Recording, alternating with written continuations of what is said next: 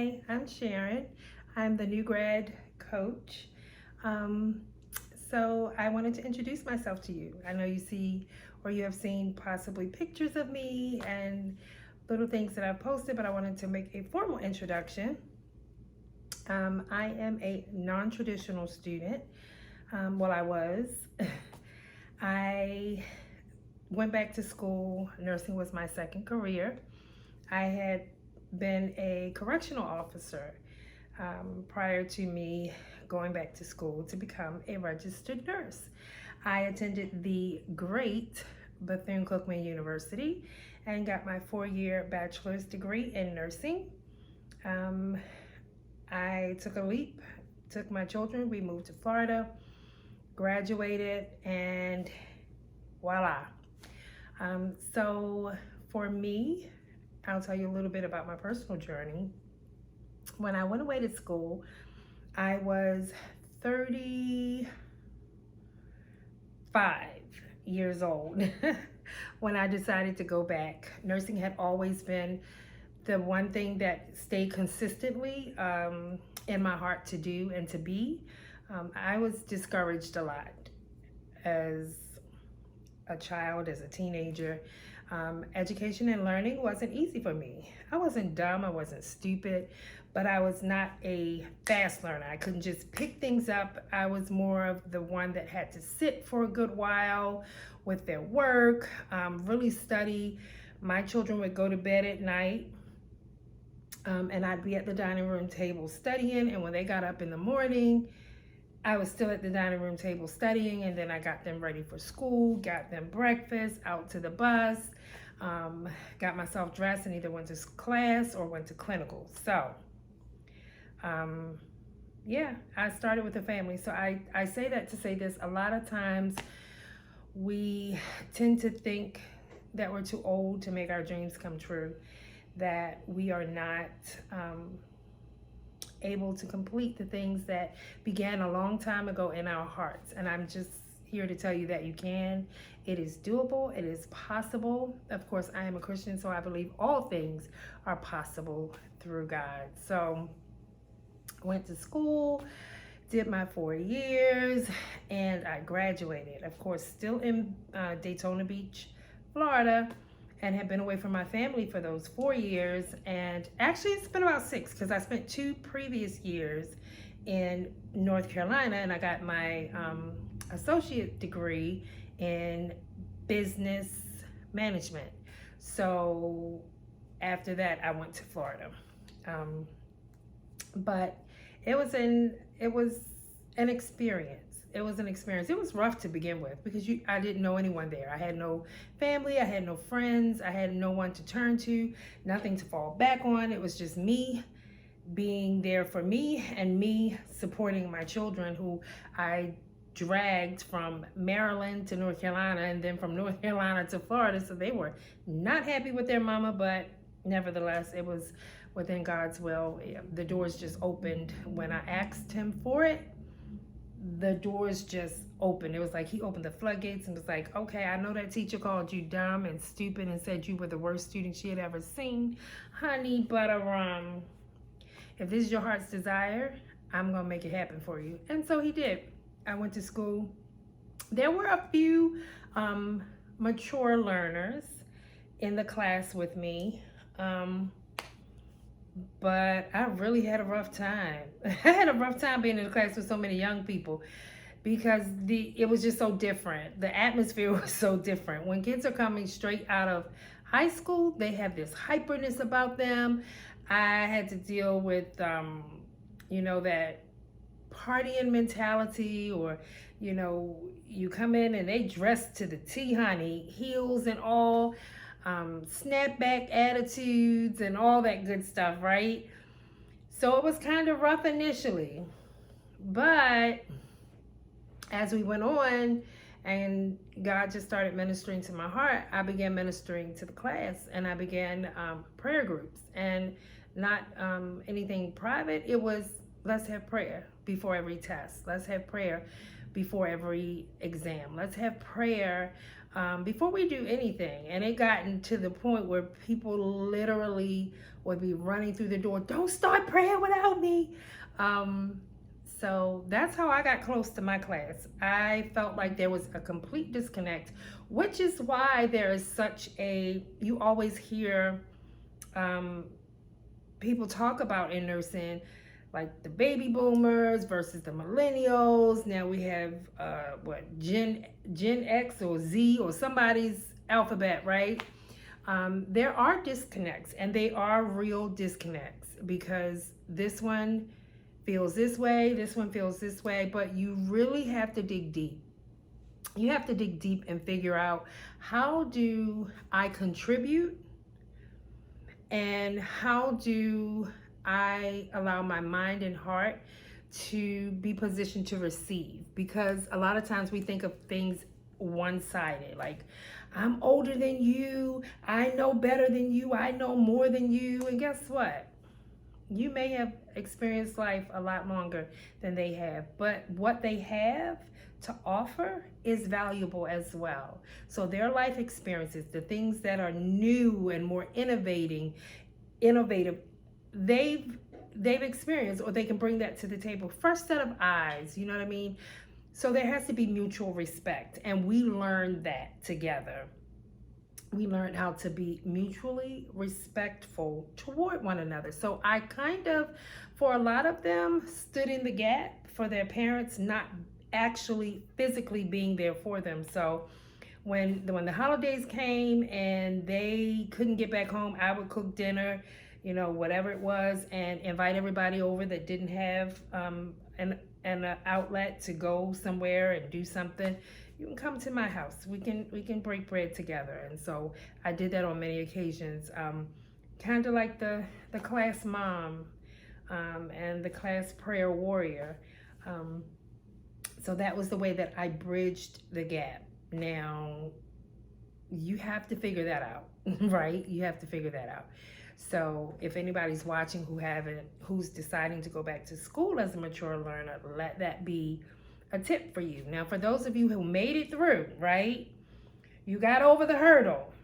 You got through the initial, the middle, and the end. And now you've graduated college, right? You've graduated. Everything's over with, and now you have to make a decision. Let me tell you, some of those decisions, I can speak from my personal experience. I don't know your experience, but you can reach out to me. I can become your coach and mentor, and we can walk you through those things. Okay, so with me, I was still in Florida when I graduated, of course, and I wanted to go home.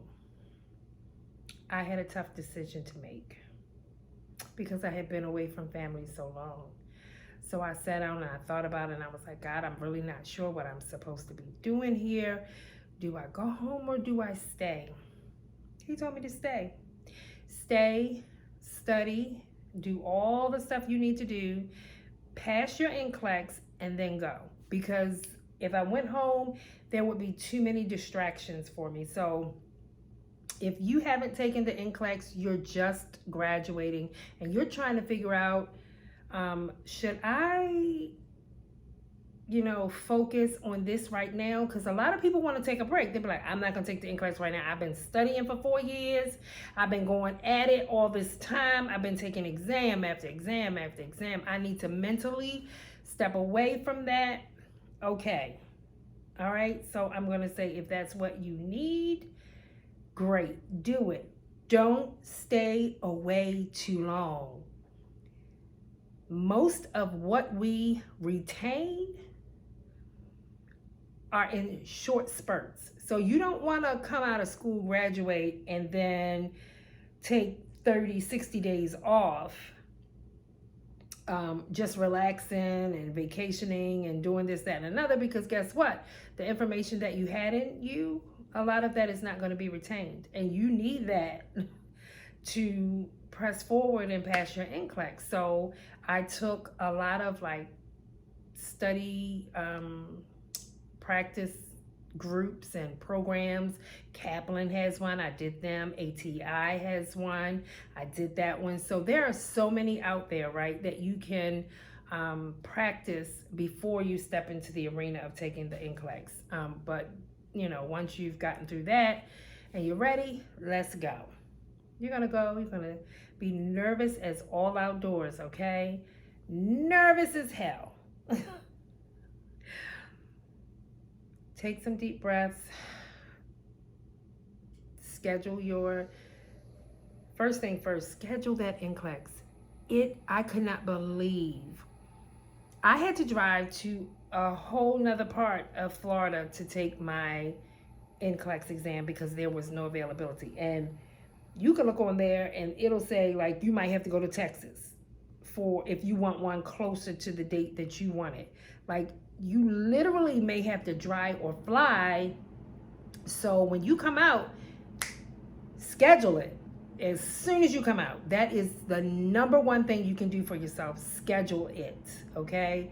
If for some reason you can't do it, that's different, but schedule it because you could definitely, the slots fill so fast. And you're not the only university vying for that spot. You have every university who have graduated a class of nurses, ready to take the NCLEX. So I would say schedule it, whether you decide you want to do a study program, whether you decide you want to take a week or two off. Don't neglect that part because that part right there, I know, if I'm not mistaken, people in my class that had to wait, we graduated in May, they had to wait toward December and January to get an appointment to take the exam. So please, I can't stress that enough, okay? Go ahead and set the appointment, get the date. Then at least it's in your mind. You know what you have to do. You can organize your time and your schedule around that, right? Okay, so you are ready. You're ready to go and take your exam. You're ready to sit for this hour on hour exam where when I took it, the cutoff, if you pass, is like 75, right? That was the earliest. So imagine you have to do at least 75 questions. I don't know what it is today because I took the test over 10 years ago. But I'm emphasizing that to say that there's anxiety, there's all of that. So you have to find something to do other than study the night before and the night before that, like 1 or 2 nights before you take your test.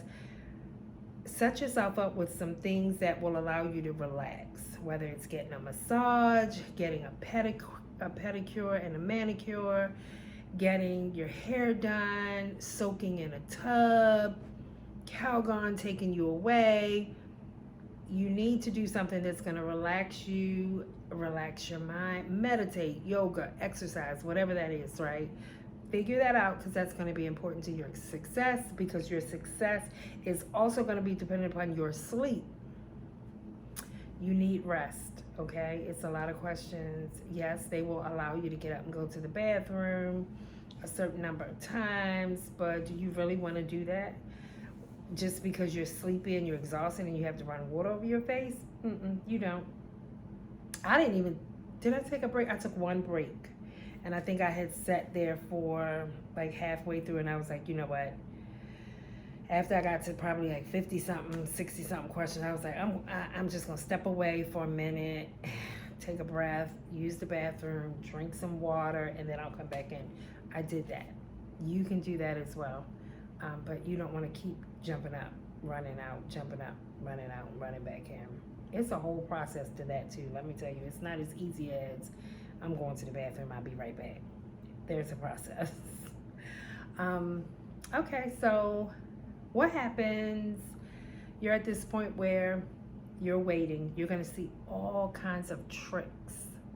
Because I'm going to tell you, when I got to 75 and I didn't cut off, I was like, oh, God, I didn't pass. I haven't answered enough questions. And let me prepare you. Don't be shocked because you're going to get in there and you're going to see a whole bunch of stuff that you never heard of. You've never studied a day in your life, but they are purposed that way. Okay, so don't stress yourself. You'd be like, just critically think. You've been amped up about critical thinking skills. about the keywords and the keyword indicators to look for, like only. You want to throw that out because you know nothing is ever just one thing. Only it can only be a certain way. So you know things like that. You know to throw that out, right? Um, you're prepared for this. That part you're prepared for, right? So don't stress that. Don't stress that. I did stress a little bit. I was like, oh my God, I didn't make it. Why am I past 75 and I'm still going?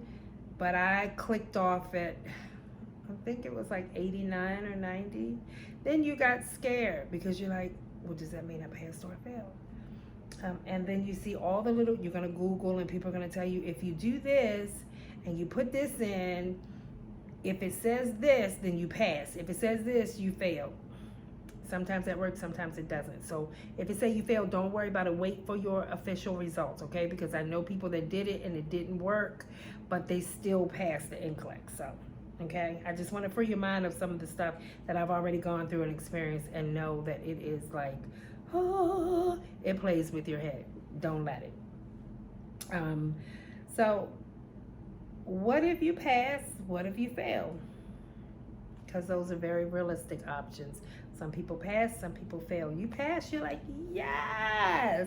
You fail, you like, the end of the world. I paid out all this money, or I used up all these grants, all this scholarship, and now I failed. I can't even pass the NCLEX. Don't think like that. Don't think like that. You failed the first time. You have a couple more tries to go. So instead of focusing on the fact that you failed, I want you to focus on the fact that I have other opportunities to get it right, right? Yes, you do. You have other opportunities to go back and do it again. So now you go through your programs again. You find programs that are geared toward those who have not been successful the first go round. Go through it, schedule your test, and keep it moving. And then you'll be amongst the ones who say, yes, I passed. Okay, so you graduated, you've passed. Now what? What you gonna do? You just gonna party, celebrate, and lay down? Let me tell you something. Don't do it. Don't do it, Miss Seeley. Don't just dismiss it, because I'm gonna tell you, it is hard to find a job. I don't care what you hear about nursing in demand, it's a short, that is very real, but it can be difficult, depending upon where you live, to find a job. Excuse me. So it's important to get that resume done, which these are some of the things that you should have gone through toward the end of getting ready to graduate. Like, we went through, they set up people to interview us, people to go over our dress. Like, we had to come in dressed up for an interview. And you will not believe some of the things I saw at my first interview. I could not believe that people actually thought they were coming in there for a job that looked like they had just left the club. Okay? Don't do that. Don't do it. Okay? If you need help with it, reach out to me. That's what a coach does, okay? I've already experienced a whole lot of things that you have yet to experience, and it can be extremely nerve-wracking, frustrating, discouraging, even when you don't have someone to turn to, and you think, oh, my mama who is 50 and 60 something years old, who haven't worked for 20 years, is going to help me out.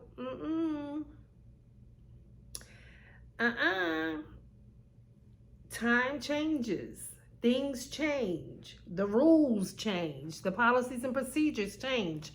I was trying to help my youngest son in school with some math, and it was division. So I'm going the long division because that's how I learned math. You write out all the steps. His teacher told him, don't listen to me, because that is not the new math. And he has to learn it the way she teaches it, not the way I teach it. I was distraught. And I was about to go up there and give her a piece of my mind. Because I told her, how in the world do you expect these kids to retain it or even, find where they made the error if you don't teach them steps? They can't go back and figure out which step they messed up, which step they missed. Yeah, so, mm-mm. A coach can help you overcome those type of obstacles, okay? We can go over mock interviews. We can go over attire. We can go over how you speak, your stance, how you walk, how you talk, all those things. The questions, interview questions, because, whew, child, let me tell you something. I wasn't prepared. And I have a trick that I do that every single job that I've applied for, and I do this, they were so freaking impressed with me. I got hired. I always got hired the first go round. Part of it is God's blessings upon my life and his favor, but the other part is preparation. Honey, let me tell you, my teachers, my professors prepared us. And in turn, I learned so much by doing the process, by doing the work, right? So again, I've been through a lot, I've done a lot, I've experienced a lot, and so I can help you get through that process. Now, once you I filled out 100 applications, and I got hired on the 100th application. Literally. There are a lot of things that you consider when you are putting in and applying for jobs. There is the location, there is the pay, there is it a residency program? Is it you're going to be on your own? How long is the orientation period? What is probation? Can you mess up during that time? What if you feel like you're not ready to come off of your probationary period? Like, there are so many roads and hiccups and things that come up that as a new nurse and a new grad, especially if it's really your first time being employed, and I'm not talking about McDonald's or any of them, but nursing is a whole different battlefield, okay? So you may think but trust me, you really don't. And even as a second career, and I've worked all my life, the experience that I had when I went through the process of interviewing, getting the job, starting, going through orientation, being assigned preceptors twice, the horrible experience I had with one of my preceptors, what that did to me, I got all of that. I got all that. I can help you through all of that, okay? And a lot of it is going to take being able to manage your emotions. It's going to be able to handle various personalities, because they are out there, honey. They are out there. And when they say nurses eat their young, my professors used to say it, but I believed them, but I think part of me just felt like, but we got into nursing because we want to nurture and take care of and love on people. Like, we love people, right? Wrong. Not all of us got into it for that. Some of us, and I'm not even gonna put myself in that category because I got into it for that. But some nurses got into it for the pay. Some nurses got into it for stability. Some nurses got into it for the stability and the benefits. Some nurses got into it just to have a job, something that's solid, that there is something in demand. But deep down inside, if you are a nurse, I would really hope that if it really wasn't your passion and your drive and your desire, that you would have figured that out by now. Because I don't want you taking care of my loved one and you don't have a love for my loved one. And not a personal love, but for the fact that this is another human being that requires grace and patience, that is going through things, that I am the professional. They are the patient.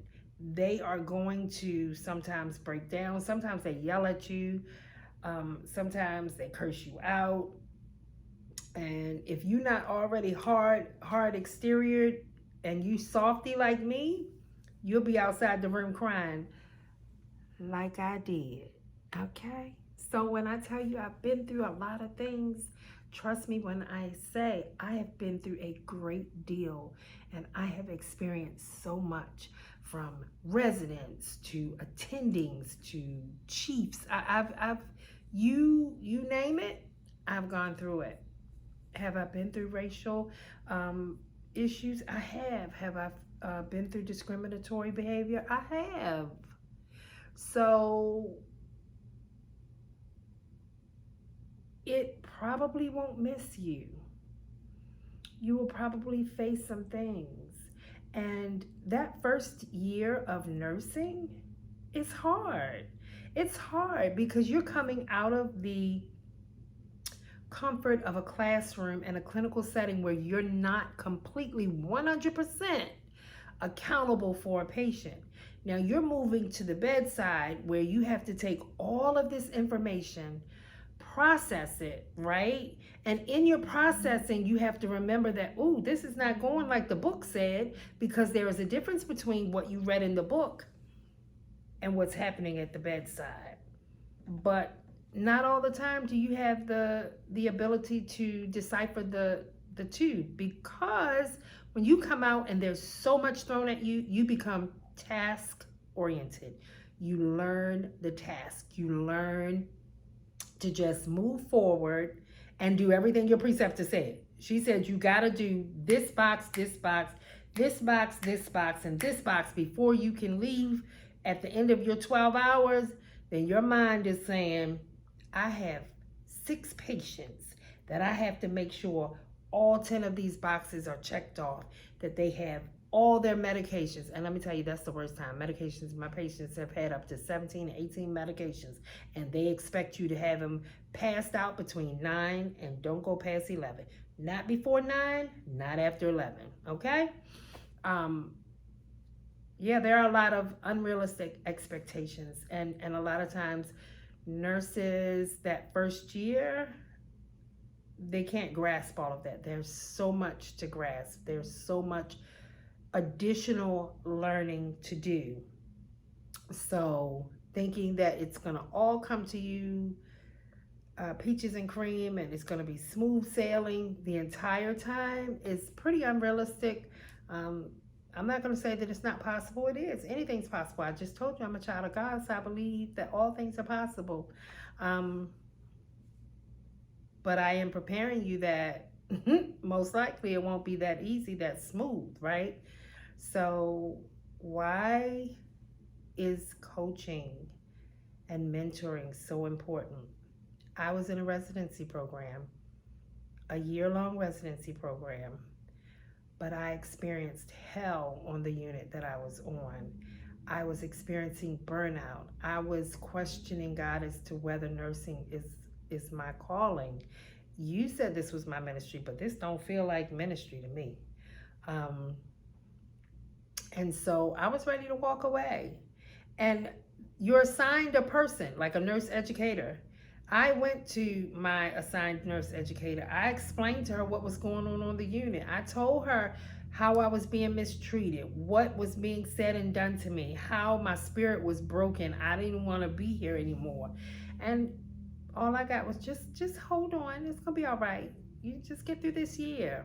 Get through a whole year of people abusing you, mistreating you, talking about you, placing bets on you because they didn't feel like you would make it. And neither did you. But if you're in a program, then you would expect that being a part of something like that is to help protect you and prepare you as well. They prepared you for the clinical side. They weren't interested in how you were mentally. They weren't interested in how you were emotionally. They weren't interested in how you were physically. They wanted you to show up and come ready to work. come ready to learn. And when you have all that stuff going on in the midst of showing up, coming ready to work, coming ready to learn, you can start breaking down mentally very easily. And if you don't have someone in place that you can contact, talk things through, come up with a game plan, implement and modify to get the results that you need to get in order to be safe, effective toward yourself, as well as your patients, as well as your colleagues, that can be detrimental.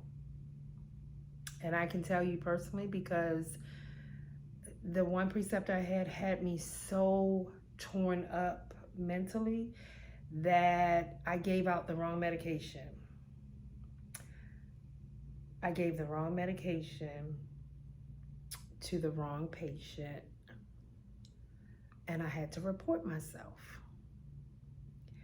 And that is a medication error. It gets you have to do an R2L so that they could, risk management could figure out where the disconnect was, what caused it, a root cause analysis, to figure out what happened. So, and that was all because I had nobody to talk to. And the people in the program that was supposed to be helping me, they didn't care. And they weren't able to help me.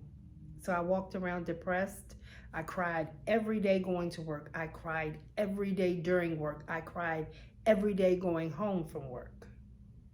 In fact, by the time I got to my car to go home, I would sit in my car for 10 or 15 minutes just crying and praying because I was so mentally exhausted and miserable. And there was literally nobody that I could tell that to that was willing to help me. Eventually, I got help. But that was because the director and the assistant director started noticing something wasn't right with me. And when they called us in to the office to do our check-ins, I wouldn't say anything. I just sat there with my head down like I was ready to cry. And they knew from that point that something's not right. This is not the right atmosphere. This is not the nurse that we met and said we wanted to clone her. And now she looks like she's done. So yeah, but you don't have to go through anything by yourself or alone. I am here to help you through that. I am here to be the support that you need, that I already know you need. And you will be able to reach out to me, and we can set up a consultation, and we can set up a plan to mentor and coach you through that first year. Now, of course, if you want to stay after the year, we can do that too.